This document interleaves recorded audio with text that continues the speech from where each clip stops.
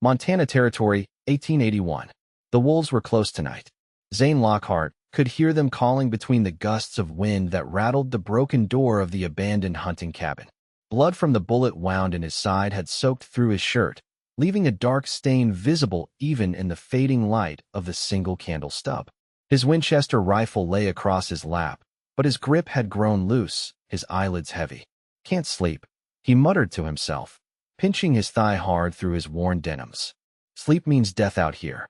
At 25, Zane had survived 5 years as a ranch hand, 2 cattle drives, and a brief stint as a deputy in a mining town where the law held as much weight as a feather in a tornado. But nothing had prepared him for the ambush 3 days ago. Former soldiers turned bandits who'd taken exception to his presence near their hideout. He'd gotten 2 of them, but the third had put a bullet in him before fleeing. The wound wasn't immediately fatal, but out here, alone in the November cold, infection would finish what the bullet started if he didn't find help soon. His horse had bolted during the gunfight, leaving him to stumble through miles of rugged Montana territory before finding this dilapidated shelter. Zane had learned young that the frontier gave nothing freely.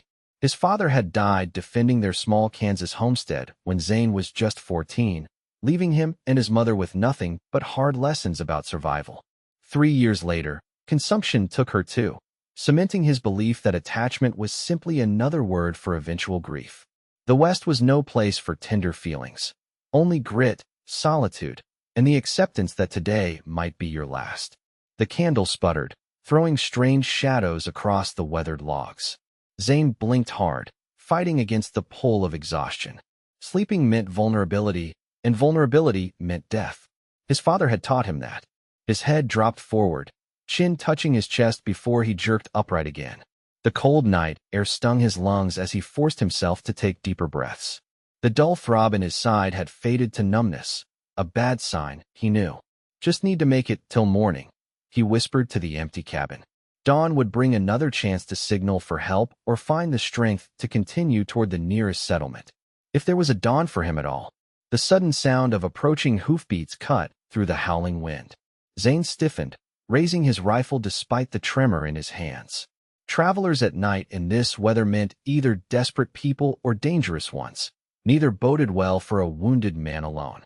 The rider dismounted outside. Light footsteps approached the door, too light for a man. Zane aimed at the entrance, finger tensed on the trigger. "Hello," called a woman's voice, cautious but clear. "Is anyone sheltering here?"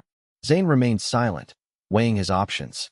The door creaked open slowly, revealing a figure silhouetted against the night sky.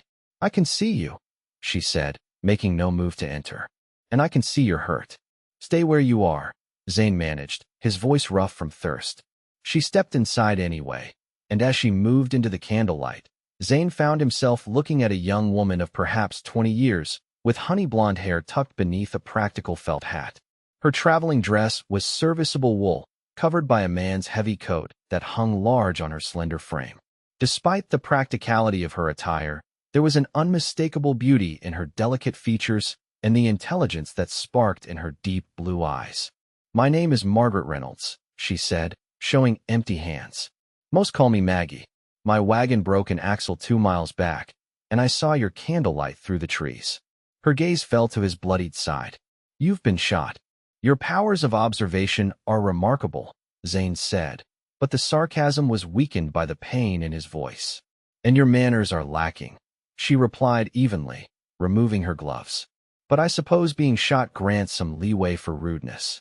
She shrugged off her coat, revealing a small medical bag slung across her body. "I'm a nurse, or was, during the war, young as I was. Let me look at that wound." "The war's been over 16 years. You'd have been a child. I was 4 when it started. By 8, I was helping my mother tend the wounded who came through our town in Virginia. By 12, I could stitch a bullet wound as well as any army surgeon." She knelt beside him, seemingly unconcerned by his rifle. "Now, will you let me help you, Mr. Lockhart?" Zane Lockhart. He lowered his weapon, too weak to maintain his suspicion. "Why would you help a stranger?" Maggie opened her bag, extracting clean cloths and a bottle of carbolic acid. "Because you're hurt, and I can help. The frontier's harsh enough without turning our backs on each other." She glanced up, meeting his gaze directly. "Now, I need to clean this wound. It's going to hurt. For the first time in years, Zane found himself surrendering control to another person. As Maggie worked, cleaning and dressing his wound with experienced hands, she told him how she'd been traveling to Fort Benton to meet her uncle after the death of her parents in a fire that had claimed their homestead back east. All I have left is in that wagon, she explained, tying off the fresh bandage. And now the axle's broken, and night's fallen. Zane studied her face in the flickering light. Quite a coincidence. Both of us stranded in the same stretch of nowhere. Providence, perhaps, she suggested, wiping blood from her hands. Not coincidence. I don't believe in providence, Miss Reynolds. Just bad luck and worse timing. The warmth of her hands through the bandage was the first comfort he'd felt in days. It threatened to unravel the tight control he maintained over himself, over the isolation he'd cultivated for survival.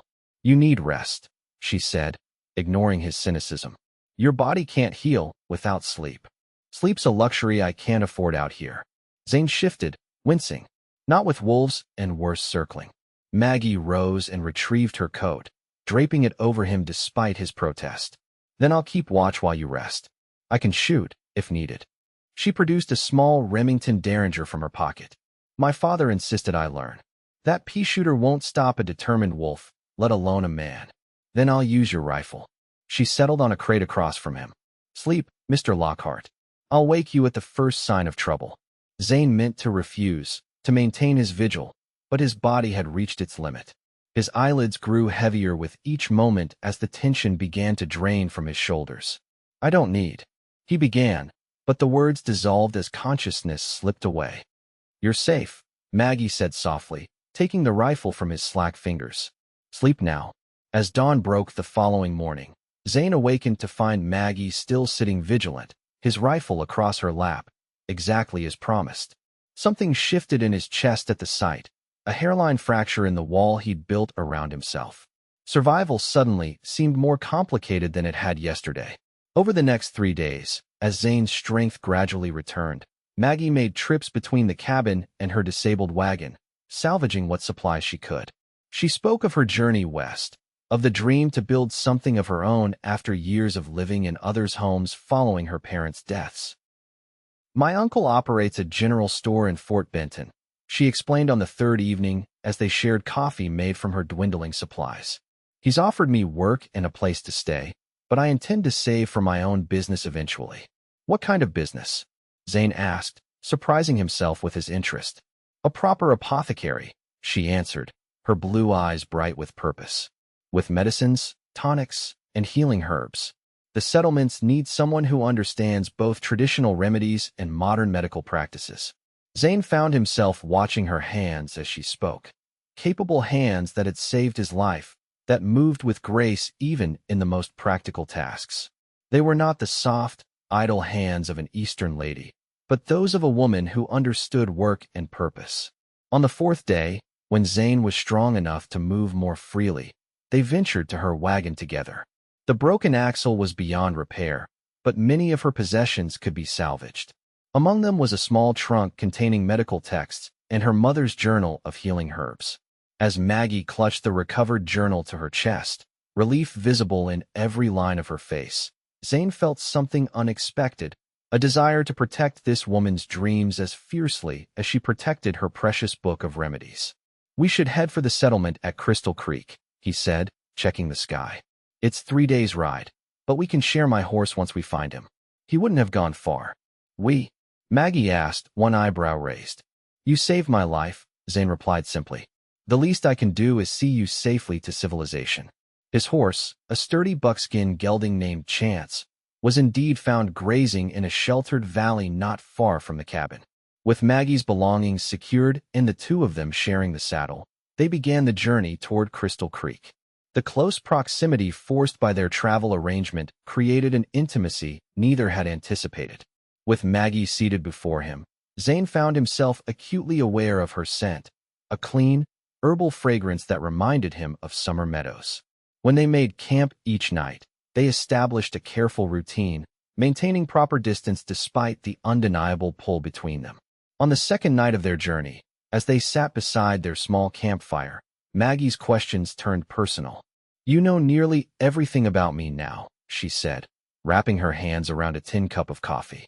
Yet I know almost nothing of you, Mr. Lockhart, except that you're handy with that rifle and you don't trust easily. Zane poked at the fire with a stick, watching sparks rise into the darkness. Not much to tell. Worked ranches mostly, some time as a deputy in a mining town called Bitter Creek.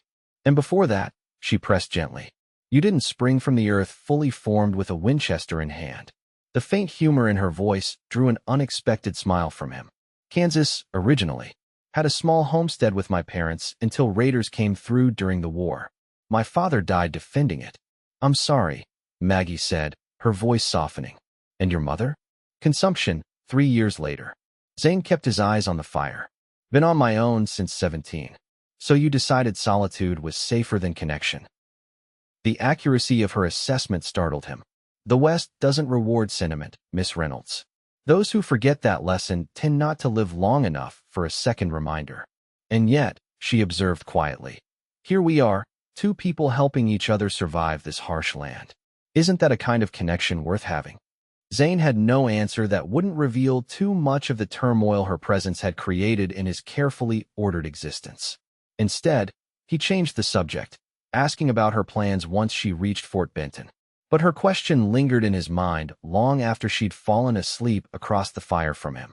Crystal Creek proved to be little more than a cluster of buildings serving the scattered ranches and homesteads of the region. A general store, a smithy, a small hotel, and the inevitable saloon. They arrived late afternoon on the third day, drawing curious glances as they rode down the muddy main street. I can pay for your room at the hotel, Zane offered as he helped Maggie dismount. Least I can do. That's very kind, but unnecessary, she replied, smoothing her rumpled traveling dress. I have some money saved. Enough for a night's lodging and perhaps passage on the next stagecoach toward Fort Benton. Zane nodded, an unexpected hollowness forming in his chest at the thought of her continuing her journey without him. I'll see to your trunk then. They parted at the hotel entrance with formal politeness that belied the intensity of the days they'd spent together. Zane found himself at loose ends after securing his own room and stabling Chance.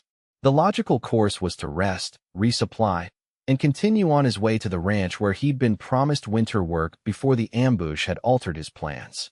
Instead, he found himself nursing a whiskey in the town's small saloon, thoughts circling back to Maggie and her quiet strength.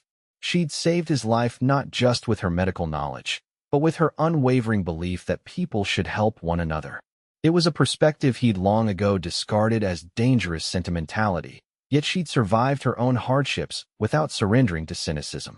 His brooding was interrupted by fragments of conversation from nearby cattle hands discussing recent troubles with rustlers operating in the territory.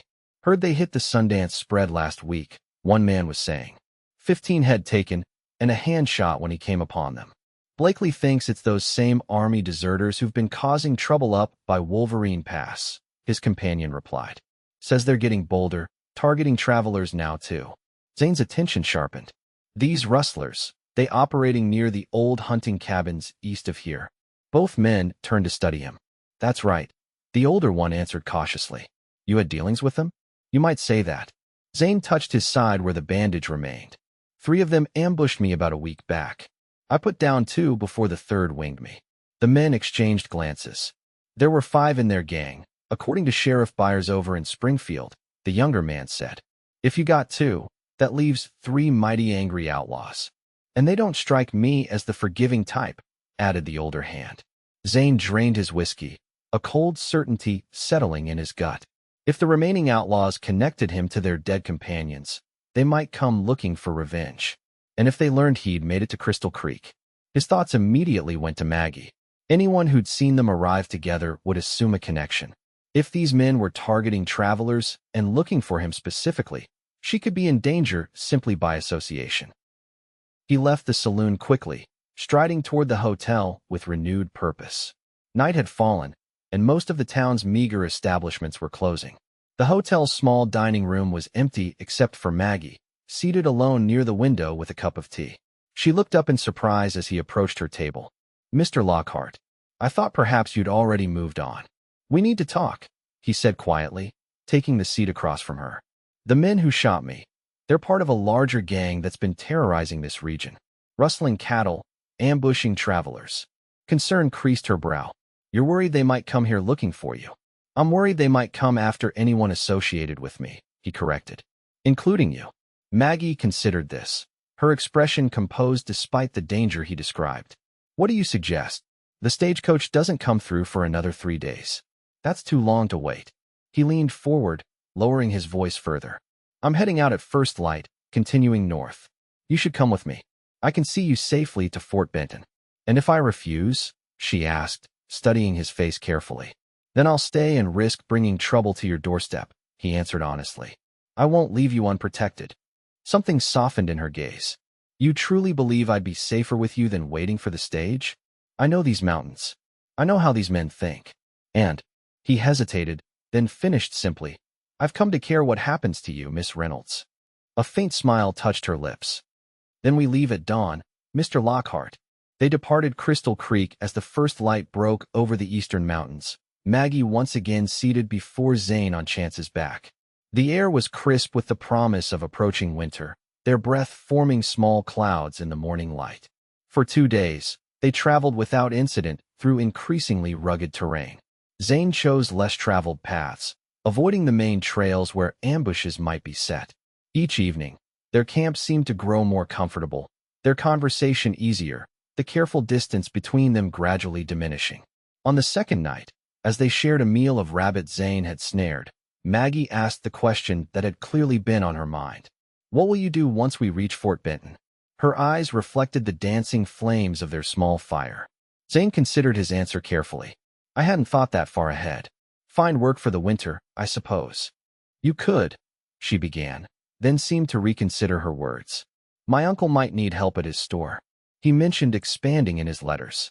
The suggestion hung between them, laden with implications neither was ready to voice aloud. Zane found himself wanting to accept, to remain in her orbit a while longer, to explore the unfamiliar warmth her presence kindled within him. Before he could respond, Chance nickered softly from where he was picketed nearby. Zane tensed, hand moving to his rifle. What is it? Maggie whispered. Something spooked the horse.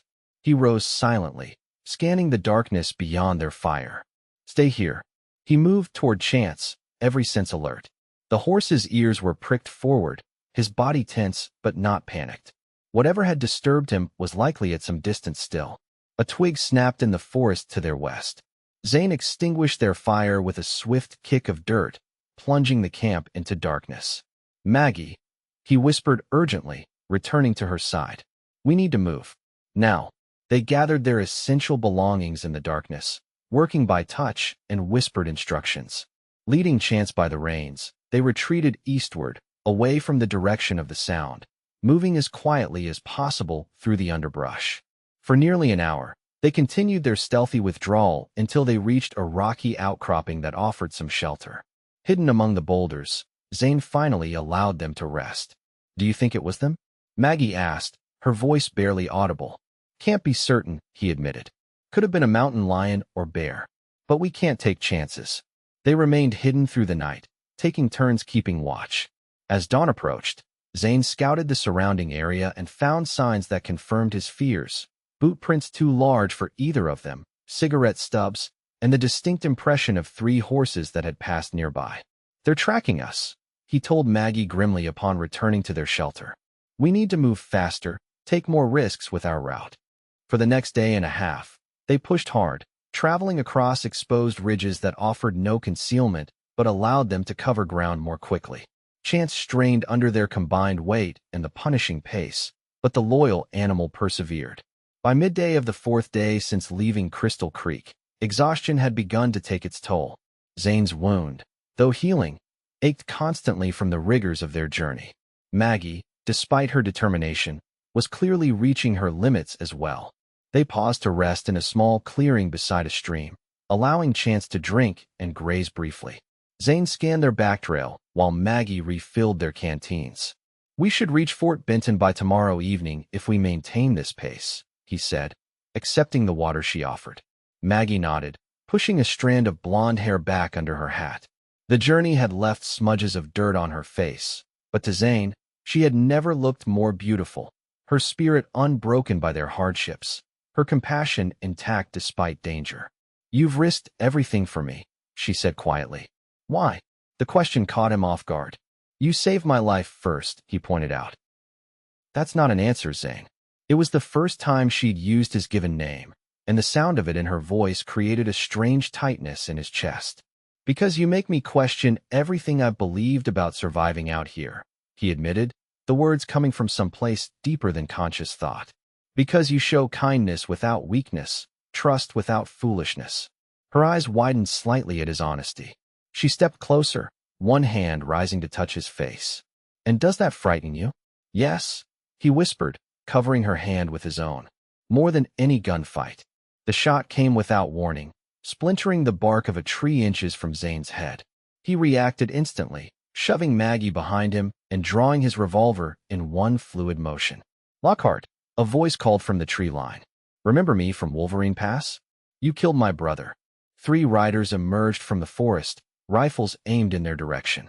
The leader, a man with a jagged scar running down one cheek, spurred his horse forward. "Been tracking you for days," he continued, a cruel smile twisting his features. "Thought you'd die from that bullet I put in you, but seems you're harder to kill than I figured. And now you've got yourself a pretty little nurse." His gaze shifted to Maggie. "She'll fetch a good price up in Canada, once we're done with you."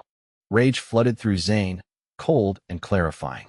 "Maggie," he said quietly, "when I move, run for the horse. Head northeast as fast as chance will carry you." "I won't leave you," she whispered fiercely. "You have to." His grip tightened on his revolver. "For once in your life, put yourself first." The scarred man dismounted, keeping his rifle trained on them. "Come on, Lockhart. You're outnumbered and outgunned. Drop the iron, and maybe we'll make it quick." "You killed my brother and Jed at that cabin," added one of the mounted men. "We owe you slow." Zane measured distances, angles, possibilities. 3 against 1, all armed, all positioned with clear shots. The odds were impossible. But Maggie's life, her dreams, her healing hands, her unbroken belief in human decency, those were worth impossible odds. "Last chance," the scarred leader warned, taking another step forward. Zane met Maggie's eyes for one last moment, willing her to understand everything he couldn't say. Then he moved. His first shot took the leader in the chest before the man could react. As the outlaw crumpled, Zane dove sideways, firing twice more at the mounted men. One tumbled from his saddle with a cry of pain. The third outlaw returned fire, his bullet grazing Zane's arm as he rolled behind a fallen log. "Run," he shouted to Maggie, who stood frozen in horror at the sudden violence. The remaining outlaw turned his attention to her, raising his rifle. Zane surged to his feet, exposing himself to fire a shot that caught the man in the shoulder, spinning him halfway around. The distraction gave Maggie the opening she needed. Instead of fleeing, however, she snatched up a heavy branch and swung it with surprising force at the wounded outlaw as he struggled to aim at Zane again. The blow caught him in the temple, sending him sprawling from his horse unconscious. Silence fell over the clearing, broken only by the nervous whinnies of the outlaw's horses and Zane's ragged breathing. He stared at Maggie in disbelief as she dropped the branch, her hands trembling. "I told you to run," he said hoarsely, holstering his revolver. "And I told you I wouldn't leave you." She crossed to him, examining the fresh wound on his arm. "It's just a graze. We need to bind it quickly." As she tended his injury, Zane struggled to comprehend what had just happened. Not just the gunfight, but her refusal to abandon him, her unexpected courage in the face of lethal danger. "You could have been killed," he said as she finished bandaging his arm. "So could you." She met his gaze steadily. "That's what happens when you care about someone, Zane. You risk everything rather than leave them behind." Her words struck him with the force of revelation. All these years, he'd believed that survival meant isolation, that attachment was weakness in a land that punished the vulnerable. Yet this woman had just demonstrated the opposite truth. That connection could be a source of strength, of courage beyond what solitude could ever provide. The outlaw Maggie had struck began to stir. Zane quickly bound the man's hands with leather thongs from his saddlebags, then secured the wounded one as well. "We'll take them with us to Fort Benton," he decided. "The territorial marshal there can handle them." Using the outlaw's own horses, they fashioned a crude travois for the wounded man, while the other rode with his hands bound to his saddle horn. With Zane leading the small procession and Maggie riding Chance, they resumed their journey north, now burdened with prisoners but freed from the pursuit that had dogged them for days. That night, with the outlaws securely tethered and the immediate danger past, Zane and Maggie made camp in a sheltered hollow. As they sat beside their fire, the events of the day seemed to have shifted something fundamental between them. "I've been alone so long," Zane said into the comfortable silence. "I forgot what it meant to have someone stand beside me. Not just today, but from the moment you found me in that cabin." Maggie looked up from the coffee she was brewing, her face softened by the firelight. "And what does it mean to you now?" "It means I've been wrong," he admitted. "About what matters out here. About what keeps a person truly alive, not just breathing." He reached across the space between them to take her hand. "I don't want to say goodbye in Fort Benton, Maggie." Her fingers tightened around his. "Then don't." The remainder of their journey passed without further incident. By late afternoon the following day, the settlement of Fort Benton came into view, its buildings clustered along the Missouri River. The arrival of Zane and Maggie with two bound outlaws created an immediate stir, drawing the attention of the territorial marshal, who had indeed been searching for the gang. After delivering their prisoners and providing statements, they were finally free to seek out Maggie's uncle. Matthew Reynolds proved to be a robust man in his 50s, whose initial surprise at his niece's harrowing journey quickly gave way to genuine gratitude toward Zane. "You'll stay with us, of course," he insisted that evening in the comfortable quarters behind his store. "At least until you decide your next steps." Zane glanced at Maggie, who smiled encouragingly. "That's very generous, Mr. Reynolds." "Matt, please. And it's the least I can offer the man who brought my niece safely to me." He studied Zane with shrewd eyes. "Maggie tells me you're between positions at present." "That's right, sir." "Then perhaps we can help each other. I've been looking to expand my freight business. Need someone who knows the territory and can handle himself in trouble." The older man gestured toward the window, where Fort Benton's bustling riverfront was visible. "This is the gateway to the Northern Territory. Goods come upriver, then need distribution to the outlying settlements. It's good, steady work for a man not afraid of responsibility." The offer was unexpected but perfectly timed. A chance to establish roots in one place, to build something more lasting than the drifting existence he'd known for years. More importantly, it was a chance to remain near Maggie as they explored whatever was growing between them. "I'd be honored to consider it," Zane replied carefully, aware of Maggie watching him. "Though I should mention I have limited experience with business matters." Matt laughed heartily. "That's what ledgers are for, son. I need someone with good judgment and a steady hand, qualities you've demonstrated in bringing my niece safely here." He rose, stretching. "Think it over. Now, if you'll excuse me, these old bones need rest."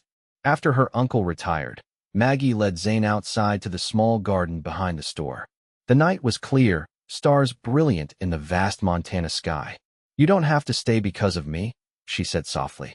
"If you truly prefer the freedom of the open range, is that what you think?" Zane interrupted gently. "That I'd feel trapped by staying?" She shrugged, suddenly vulnerable. "You've been alone a long time. I wouldn't want you to resent." He closed the distance between them, taking both her hands in his. "Maggie, look at me." When she raised her eyes to his, he continued. "For years, I've convinced myself that being alone was the only way to survive out here. That caring for anyone or anything was just inviting pain when I inevitably lost them. And now," she asked, her voice barely above a whisper, "now I understand that surviving isn't the same as living. These past days with you, even with all the danger, I felt more alive than in all the years since I lost my family." His hands tightened on hers. "You said once that the frontier is harsh enough without turning our backs on each other. You were right." Maggie's eyes shimmered in the starlight. "So you'll stay?" "If you'll have me," he answered simply. "Not just as your uncle's freighter, but as more. In time." Her smile bloomed slowly, radiant with hope. "I think I've been waiting for you all my life, Zane Lockhart. I just didn't know it until I found you bleeding in that cabin." Under the vast Montana sky, their first kiss was tentative, then deepened with the promise of all that might grow between them.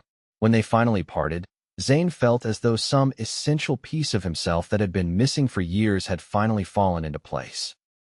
6 months later, With the northern Montana spring transforming the landscape from white to green, Zane stood beside Maggie before the small church in Fort Benton. Her uncle beamed from the front pew as they exchanged their vows, binding their lives together officially as they had already done in their hearts. The freight business had prospered under Zane's management, allowing him to purchase a small but sturdy house on the edge of town. Maggie had established her apothecary in one corner of her uncle's store, already earning respect for her knowledge of both traditional and modern remedies. That night, in the privacy of their new home, Zane held his wife close as the last light of day faded from their bedroom window. "I never imagined this," he confessed, stroking her golden hair spread across the pillow. "A home, a purpose. You." Maggie smiled up at him, her blue eyes filled with contentment. "For someone who didn't believe in Providence, you've certainly benefited from its workings." He chuckled, pressing a kiss to her forehead. "Perhaps I was wrong about that too. You were wounded and exhausted when I found you," she reminded him. "Fighting to stay awake because you believed sleep meant vulnerability. And you told me I was safe," he recalled softly. "That I could sleep." "You are safe?" she whispered, resting her head against his heart. "We both are. We found home in each other." As Zane drifted toward sleep with Maggie in his arms, he realized that the harsh frontier hadn't changed. It was still a land of brutal challenges and unforgiving elements. What had changed was his understanding of how to face it. Not alone, convinced that isolation was strength, but connected to this remarkable woman who had shown him that true resilience came from bonds of love rather than barriers of solitude. In the years that followed, as their family grew and their businesses flourished, Zane never forgot the lesson of that first night. That sometimes the bravest act isn't facing danger alone, but allowing someone else to stand guard while you rest, trusting that their strength will protect you until you find your own again. And every night, as they lay together in the home they had built, those words remained their most profound truth. "You're safe. Sleep now."